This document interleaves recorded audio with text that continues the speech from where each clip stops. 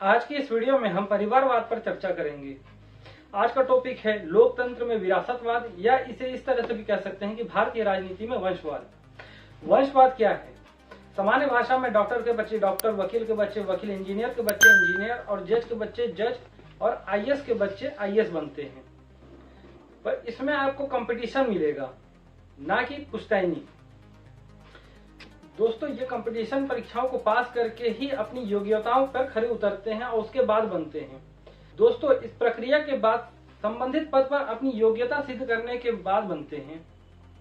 ऐसे ही एक व्यापारी का बच्चा जिसने बचपन में ही इस माहौल में रहकर व्यापार सीखा है, अनुभव प्राप्त किया है, व्यापारी बनता है। लेकिन भारतीय राजनीति में राजनीतिक योग्यता सिद्ध करना ही या अनुभव प्राप्त करने का कोई निश्चित मापदंड नहीं है। भारतीय राजनीति में परिवारवाद, वंशवाद, उत्तराधिकारी का कोई पैमाना नहीं है। बस राजतंत्र की परिकल्पना से ही प्रेरित राजनीति लोग अपने भाई भतीजे, पुत्र पुत्रियां या जीवन साथी को इच्छानुसार आगे कर देते हैं। दोस्तों, इसे ही परिवारवाद कहते हैं। समय समय पर इसे विपक्ष द्वारा मुद्दा बनाया जाता रहा है। हालांकि यह एक अंतहीन बहस का मुद्दा है। इसका निराकरण संभव नहीं है क्योंकि इसे अनौपचारिक रूप से लोगों का समर्थन प्राप्त है।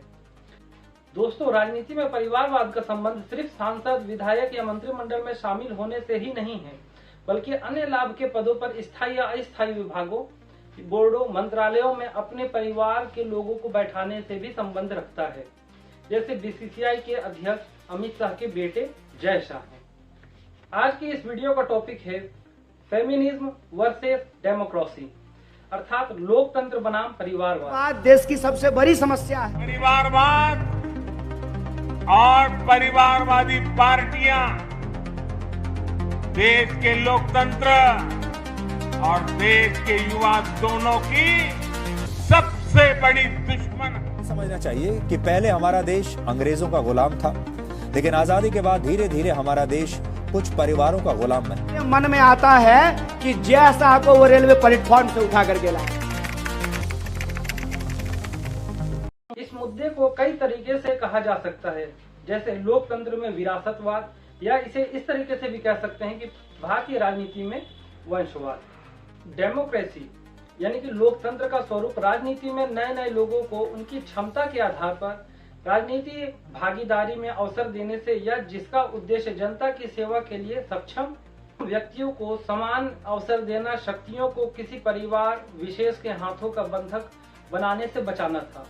जैसे सिद्धांतवादी रूप में राजनीति लोगों की सेवा के संकल्प के साथ शुरू की जाती है और लोगों की अपेक्षा भी यही रहती है कि उनका प्रतिनिधि उनके हक के लिए काम करे। ये अलग बात है कि सिद्धांतों को दरकिनार कर राजनीति में हमेशा जन कल्याण को द्वितीय श्रेणी में रखा जाता है। पुरानी पार्टी कांग्रेस के बारे में बात करें तो नेहरू परिवार का राजनीतिक उदय मोतीलाल नेहरू के द्वारा स्वतंत्रता संग्राम के आरंभिक कार्यकर्ताओं में रहकर हुआ। वह 1919 में पहली बार कांग्रेस की बागडोर के अध्यक्ष के रूप में संभाली। 1928 में दोबारा कांग्रेस अध्यक्ष बने। इसी क्रम में जवाहरलाल नेहरू जी ने लाहौर अधिवेशन 1929 में कांग्रेस अध्यक्ष पद प्राप्त किया, जो कि कई वर्षों तक लगातार अध्यक्ष बने रहे। जवाहरलाल नेहरू जी के प्रधानमंत्री बनने के कारण कुछ वर्षों तक कांग्रेस के अध्यक्ष के पद नेहरू परिवार से दूर भी नहीं रहा और इंदिरा गांधी, राजीव गांधी, सोनिया गांधी, राहुल गांधी और अब प्रियंका गांधी के हाथों में बागडोर दशकों से है। बीच में किसी के अपवाद के रूप में मौका मिला तो उसका हाल क्या हुआ यह सभी जानते हैं। कुछ वामपंथी दलों को छोड़कर बाकी सभी दलों में परिवारवाद के कलंक लगे हुए हैं। संविधान दिवस का विरोध करने वाली पार्टी खुद परिवारवाद का शिकार है। दोस्तों, 26 नवंबर को 14 सियासी दलों ने एक सुर में संविधान दिवस का विरोध किया था। खास बात यह है कि इन सभी पार्टियों में भी परिवारवाद गहरी जड़ें जम चुकी है।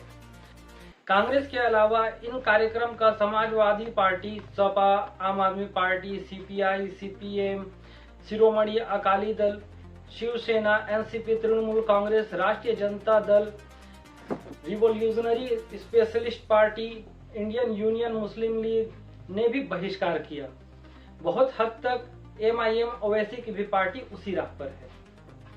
आजादी के बाद देश में सबसे पहले समाजवादी चिंतक और राजनेता राम मनोहर लोहिया में राजनीति में परिवारवाद का विरोध किया था, जिसके बाद परिवारवाद समय समय पर सियासी चर्चा का विषय बनता रहा है।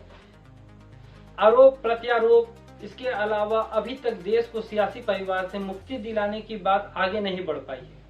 संविधान दिवस पर प्रधानमंत्री नरेंद्र मोदी ने एक बार फिर से परिवारवाद का राग छेड़कर उसे चर्चा के केंद्र में ला दिया था। हालांकि उनकी पार्टी यानी भाजपा खुद इसकी शिकार है। दूसरी तरफ सियासी दलों में भी पीएम के बयान का विरोध किया। आखिर क्यों प्रणब मुखर्जी या अर्जुन सिंह या फिर शरद पवार जैसों की अनदेखी कर मनमोहन सिंह को प्रधानमंत्री बनाया गया? इसका जवाब एक प्रश्न है, आखिर क्यों लालू यादव ने रबड़ी देवी को और मुलायम सिंह यादव ने आजम खान और शिवपाल यादव के घोर विरोध के बावजूद नौसिखिए अखिलेश यादव को सीएम बनाया? छत्तीसगढ़ के मुख्यमंत्री रमन सिंह के बेटे अभिषेक सिंह राजनीति में हैं। प्रेम कुमार धूमल के बेटे अनुराग ठाकुर युवा भाजपा के कद्दावर नेता गिने जाते हैं और खेल के सूचना प्रसारण के मंत्री के तौर पर अपनी उपस्थिति दर्ज करा रहे हैं। उत्तर प्रदेश में भी सांसद ब्रजभूषण शरण सिंह के पुत्र प्रतीक भूषण चुनाव लड़कर विधायक बने, जिनकी चुनावी सभा में नरेंद्र मोदी ने खुद प्रचार प्रसार किया था। गोंडा में नरेंद्र मोदी की सभा हुई थी, जिसमें नरेंद्र मोदी ने गोंडा में शिक्षा माफिया के सक्रिय होने का जिक्र किया था और मंच पर बैठे ब्रजभूषण शरण सिंह के 3 दर्जन से भी ज्यादा स्कूल और कॉलेज हैं। पूर्व कांग्रेस नेता एनडी तिवारी भी अपने बेटे के साथ भाजपा की सदस्यता ली थी। दुखद, पिता व पुत्र दोनों अब जीवित नहीं है। लोजपा के संस्थापक रामविलास पासवान सांसद रहे हैं। अपने दोनों भाइयों रामचंद्र पासवान पारसनाथ और पुत्र चिराग पासवान को सक्रिय नेता के रूप में लाए, जो कि सांसद हैं। इसी क्रम में रामचंद्र पासवान के पुत्र प्रिंस राज कल्याणपुर सीट से पहली बार चुनावी मैदान में उतरे, हालांकि जनता ने उन्हें नकार दिया। लोजपा ने खगड़िया से सांसद चौधरी महबूब अली कैसर के पुत्र मोहम्मद यूसुफ सलाउद्दीन को मैदान में उतारा और 37,000 मतों के अंतर से चुनाव हार गए। बिहार में भाजपा की सहयोगी पार्टी हम यानी हिंदुस्तानी आवाम मोर्चा, जिसके मुखिया जीतन राम मांझी के बेटे संतोष कुमार सुमन विधानसभा चुनाव में कुटुंबा सुरक्षित सीट से चुनावी मैदान में थे, लेकिन हार गए। राजे सिंधिया की बेटी वसुंधरा और यशोधरा राजनीति में है। वसुंधरा राजे 5 बार सांसद, विदेश मंत्री और 2 बार मुख्यमंत्री पद संभाल चुकी हैं। उनकी बहन यशोधरा राजे वसुंधरा के बेटे दुष्यंत सिंह भाजपा सांसद हैं। केंद्रीय गृह मंत्री राजनाथ सिंह के बेटे पंकज सिंह भाजपा से विधायक हैं। उत्तर प्रदेश की राजनीति में सक्रिय बहुगुणा परिवार से मुख्यमंत्री रह चुके एनएच बहुगुणा के पुत्र विजय बहुगुणा कांग्रेस से उत्तराखंड के मुख्यमंत्री रह चुके हैं और फिलहाल बीजेपी में राजनीति में सक्रिय हैं। और पुत्री रीता बहुगुणा जोशी कांग्रेस से बीजेपी में आई है। दोस्तों, अब हम थोड़ा सा पीछे चलें तो बात करते हैं सरदार वल्लभ भाई पटेल के बड़े बेटे विट्ठल भाई पटेल के CR दास और मोतीलाल नेहरू के साथ स्वराज पार्टी बनाई थी।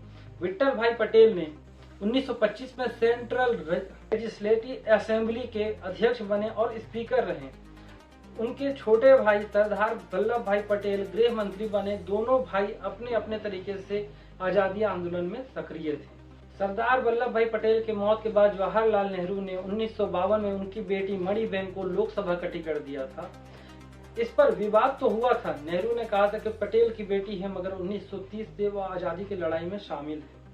1957 में सरदार वल्लभ भाई पटेल की बेटी मणिबेन पटेल और बेटे दया भाई पटेल दोनों लोकसभा चुनाव लड़कर संसद पहुंचे। बाद में मणिबेन पटेल राज्यसभा की सदस्य भी हुई। किन राज्यों में कितना हावी है परिवारवाद, आइए हम इस पर चर्चा करते हैं। बात करें यूपी की, सियासी नजरिए से उत्तर प्रदेश सबसे मजबूत राज्य है। यहाँ पर परिवारवाद के धुर विरोधी लोहिया के शिष्य मुलायम सिंह यादव समाजवादी पार्टी के परिवार की प्रॉपर्टी मानते हैं। मुलायम सिंह के परिवार के लगभग 20 छोटे बड़े सदस्य केंद्र या उत्तर प्रदेश की कुर्सियों पर विराजमान हैं।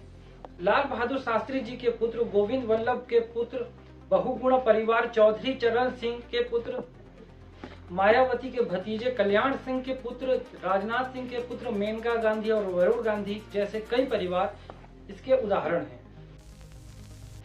बात करें महाराष्ट्र की, शिवसेना प्रमुख बाला साहब ठाकरे के पुत्र प्रेम और राजनीति में परिवारवाद का बहुत ही प्यारा उदाहरण है। पूर्व सीएम उद्धव ठाकरे खुद बाला साहब ठाकरे के पुत्र हैं। महाराष्ट्र सरकार में मंत्री आदित्य ठाकरे सीएम के पुत्र हैं। नेता शरद पवार की बेटी और भतीजा पाटिल और चौहान परिवार भी इसी का प्रतीक है। अब बात करते हैं बिहार की।